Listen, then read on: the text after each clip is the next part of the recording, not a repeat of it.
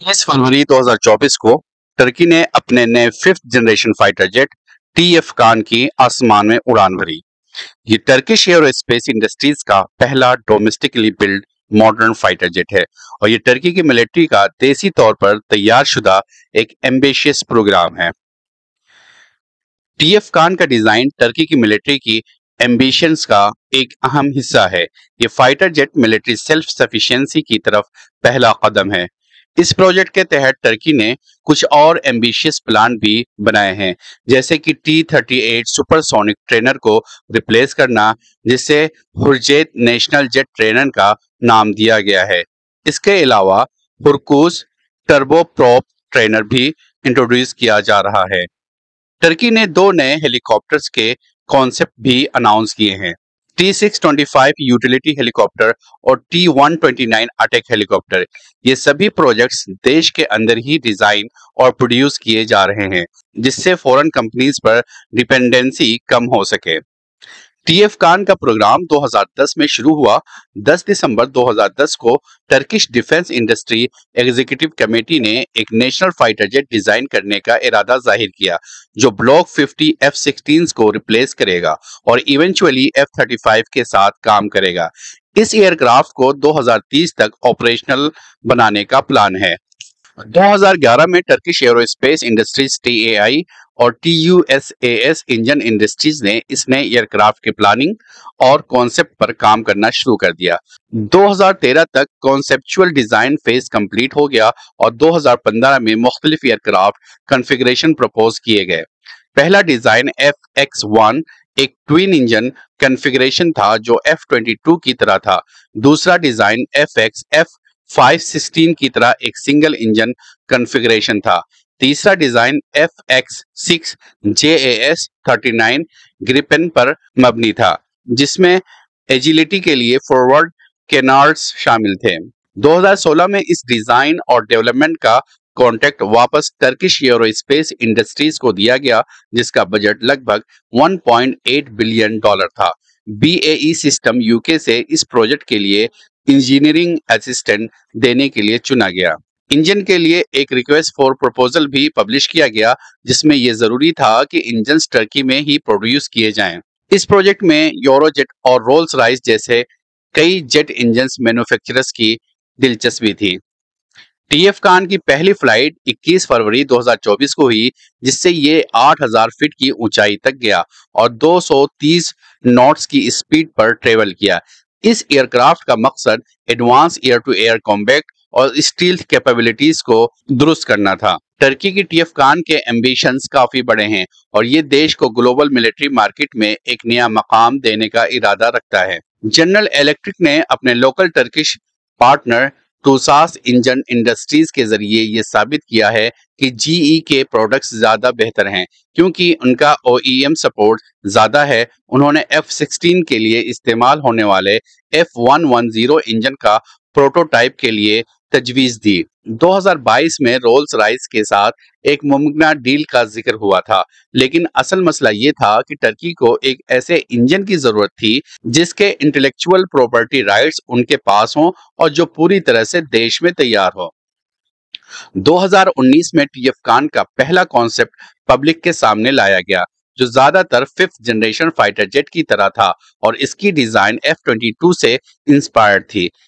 इसे स्टील्थ के लिए तैयार किया गया। फिर मार्च 2023 में इस एयरक्राफ्ट का पहला प्रोटोटाइप रोल आउट हुआ, जो मुख्तलिफ ग्राउंड टेस्ट और रिसर्च से गुजरा, जैसे विंड टनल टेस्टिंग और ejection seat test, Martin Baker design का इस्तेमाल करते हुए। 21 फरवरी 2024 को इसकी पहली उड़ान शुरू हुई, जिसमें एयरक्राफ्ट ने 8000 फीट की ऊंचाई तक पहुंचाते हुए 230 नॉट के स्पीड से ट्रेवल किया। ये फ्लाइट 30 मिनट तक चली और पैराशूट की मदद से सेफली लैंड हुई। ये सिर्फ पहली उड़ान थी, जो आगे की मुख्तलिफ टेस्ट का हिस्सा बनेगी, जैसे कि एरियल रिफ्यूलिंग वगैरह। टर्की ने इस एयरक्राफ्ट की स्पेसिफिक कैपेबिलिटीज के बारे में कोई खास मालूमात शेयर नहीं की, लेकिन कुछ अंदाजे लगाए जा सकते हैं। प्रोटोटाइप्स में शायद दो F110 GE-129 इंजन्स होंगे, जो उनके F-16C ब्लॉक 50s पर इस्तेमाल होते हैं। GE-129 model 19,500 LB thrust produce कर सकता है और इस इंजन की वजह से ये मान लिया गया है कि एयरक्राफ्ट की टॉप स्पीड मैक 1.82 से मैक 2.0 के दरमियान होगी और इसका सर्विस सीलिंग 55,000 फीट होगा। लेकिन प्रोडक्शन वर्जन शायद एक मुख्तलिफ लोकली प्रोड्यूस इंजन इस्तेमाल करेगा, इसलिए ये स्पेसिफिकेशन बदल सकती हैं। टीएफ कान को सुपर क्रूज कैपेबिलिटीज भी दी जा सकती हैं जो टर्किश एरोस्पेस इंडस्ट्रीज ने रोल्स रॉयस के साथ हाईलाइट की थी। एयरक्राफ्ट की फ्यूजलेज टाइटेनियम से तैयार की जाएंगी और नोज अल्मुनियम से बनेंगी। एयरक्राफ्ट का कोटिंग कंपोजिट कार्बन थर्मोप्लास्टिक से होगा जो कि टर्किश कंपनीज ने F-35 के लिए तैयार किया है। इस एयरक्राफ्ट में दो छोटे इंटरनल वेपन्स बेस होंगे जो फ्यूजलेज के दोनों तरफ होंगे। टीएफ कान के बारे में ये मालूमात उसकी टेक्निकल कैपेबिलिटीज और फ्यूचर पोटेंशियल के लिए काफी इंटरेस्टिंग है।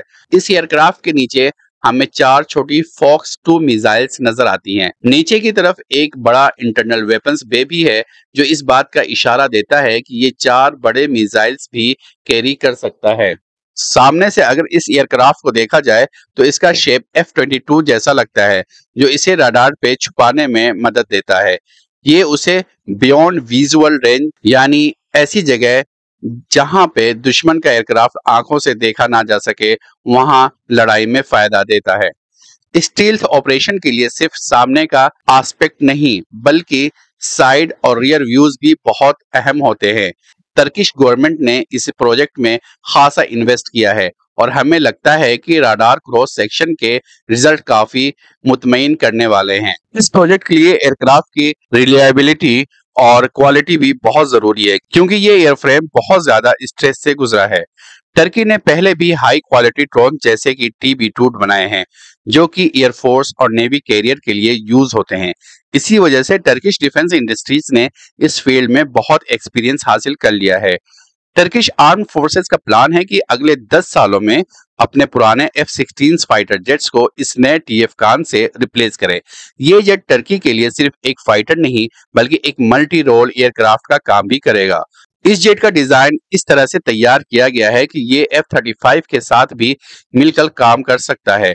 अगर टर्की को फ्यूचर में F-35 जेट्स नहीं मिलते हैं तो टीएफ कान उनके साथ कंप्लीमेंट्री रोल अदा कर सकेगा। हथियारों की बात की जाए तो ये एयरक्राफ्ट वेस्टर्न मिसाइल मेटियोर को कैरी करने की कैपेबिलिटी रखता है, लेकिन ज्यादातर टर्किश मेड मिसाइल्स पे एम्फेसिस रखा गया है जैसे कि short range infrared missile, Merlin mid range, Gokdogan और long range Peregrine missile. MAMT anti tank missile और SOM क्रूज मिसाइल भी इस जेट पे फिट किए जा सकते हैं। टर्की ने बहुत से प्रिसाइजन गाइडेड मिसाइल भी तैयार किए हैं जो इस एयरक्राफ्ट के साथ यूज किए जा सकते हैं। पिट के अंदर भी एडवांस फीचर्स हैं जैसे कि कमांड AI ऑटो पायलट के अलावा ऐसा रेडार हेलमेट माउंटेड डिस्प्ले और NR3 combat drone control system भी लगाए गए हैं जो कि 360 डिग्री इलेक्ट्रो ऑप्टिकल ट्रैकर के साथ इसे एक डेंजरस और मॉडर्न फाइटर जेट बना देते हैं। तो ये था एक डिटेल ओवरव्यू टर्किश टीएफ कान फाइटर जेट का जो कि आने वाले वक्त में टर्की के डिफेंस के लिए एक गेम चेंजर साबित हो सकता है। ये जेट अपने आप में एक रिवॉल्यूशन है। एक यूनिट की कीमत लगभग $100 मिलियन के करीब होगी। जब तक दूसरे मुल्क भी इस प्रोजेक्ट में इन्वेस्ट नहीं करते, इस कीमत को देखते हुए भी टर्की अपने इस प्रोजेक्ट को बिल्कुल सीरियसली ले रहा है क्योंकि टीएफ कान वो काम कर सकता है जो F-35 नहीं कर सकता, जैसे कि टर्किश ड्रोन्स, मिशन सिस्टम और वेपन्स के साथ आसानी से इंटीग्रेट होना। एक और जबरदस्त बात जो देखने वाली है वो इस जेट का इंजन है। अभी तक टर्की ने 3 मुख्तलिफ डिजाइन में दिलचस्पी दिखाई है। एक रोल्स रॉयस का डिजाइन, एक टर्किश कंपनी काले का डिजाइन और तीसरा कोई नॉन नेटो सोर्स जो अक्सर लोग रशिया को समझते हैं मगर कुछ लोग चाइना को भी इस रेस में समझते हैं। नए इंजन्स का इस्तेमाल टीएफ कान की परफॉर्मेंस को काफी बेहतर कर सकता है। अभी जो प्रोटोटाइप बनाए गए हैं उसमें F110 इंजन लगाया गया है जो स्टील्स के लिए डिजाइन नहीं किया गया। टर्की का कहना है कि उन्हें एक ऐसे इंजन की जरूरत है जो 35,000 LB थ्रस्ट प्रोड्यूस कर सके। यहाँ ये बात याद रखनी चाहिए कि ऐसे हाई परफॉर्मेंस इंजन्स बनाना आसान नहीं होता। दुनिया के चंद मुल्क ही हैं जो रेगुलरली ऐसे इंजन बना पाते हैं जैसे अमेरिका और रशिया, चाइना जो कि टेक्नोलॉजी में बहुत आगे बढ़ चुके हैं। अब तक रशिया इंजन्स का मैच करने वाले टर्बोफैन्स बनाने में मुश्किलात महसूस कर रहा है। टर्की के लिए ये मुश्किल है मगर नामुमकिन नहीं कि वो अपने लिए एक ऐसा इंजन बना ले जो इस स्टैंडर्ड्स को पूरा करे, लेकिन सिर्फ 35,000 एलबी थ्रस्ट अचीव करना काफी नहीं है। ये भी जरूरी है कि स्टील्थ को मेंटेन करने के लिए इंजन की हीट शील्डिंग और रेडार से बचाने के लिए खास डिजाइन किया जाए।